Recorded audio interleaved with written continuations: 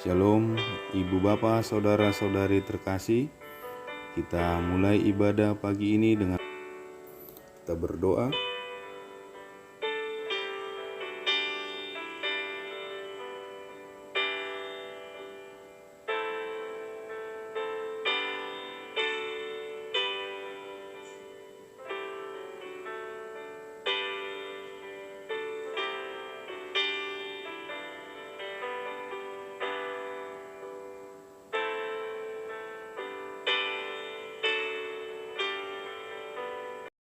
Kasih karunia dan damai sejahtera dari Allah Bapa kita dan dari Tuhan Yesus Kristus menyertai kamu.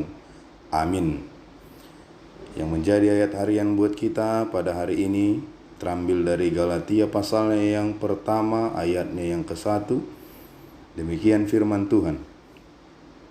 Dari Paulus, seorang rasul, bukan karena manusia, juga bukan oleh seorang manusia, melainkan oleh Yesus Kristus dan Allah Bapa yang telah membangkitkan Dia dari antara orang mati.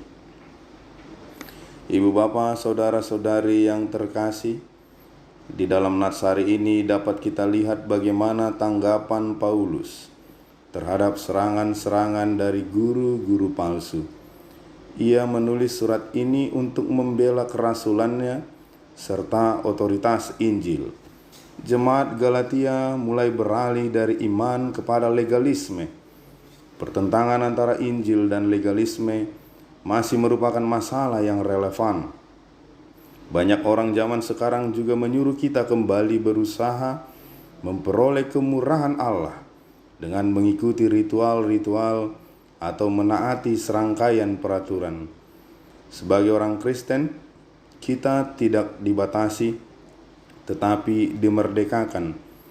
Untuk menjaga kemerdekaan kita, kita harus tetap dekat pada Kristus dan menolak siapapun yang mengemukakan kepada kita cara-cara licik untuk memperoleh keselamatan. Kita dapat menerima Injil keselamatan itu dari para rasul. Namun dalam nats ini situasinya banyak orang yang meragukan keaslian kerasulan Paulus. Rasul artinya orang yang diutus saja tidak cukup dalam hal ini. Semua orang percaya memiliki tugas demikian.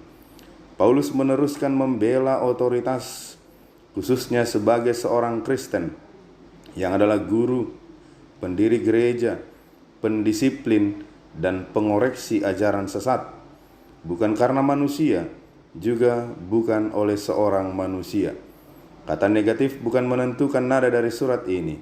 Surat ini bersifat polemik, suatu pengungkapan kesalahan dengan tujuan melukiskan kebenaran secara lebih nyata.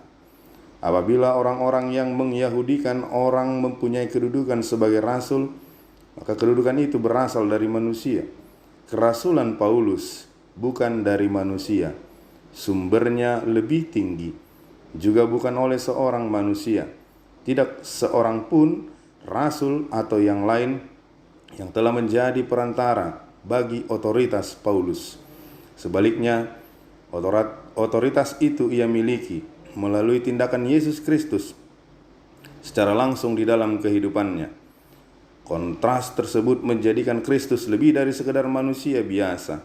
Di belakang Dia dan berkedudukan setara dengan Dia terdapat Allah Bapa yang di sini diperkenalkan sebagai oknum yang telah membangkitkan Yesus Kristus dari antara orang mati. Kristus yang telah bangkit itulah yang telah menampakkan diri kepada Paulus dan menjadikannya rasul. Marilah kita tidak meragukan kebenaran Injil yang diberitakan kepada kita, agar iman kita dapat semakin bertumbuh, tidak ragu-ragu. Amin.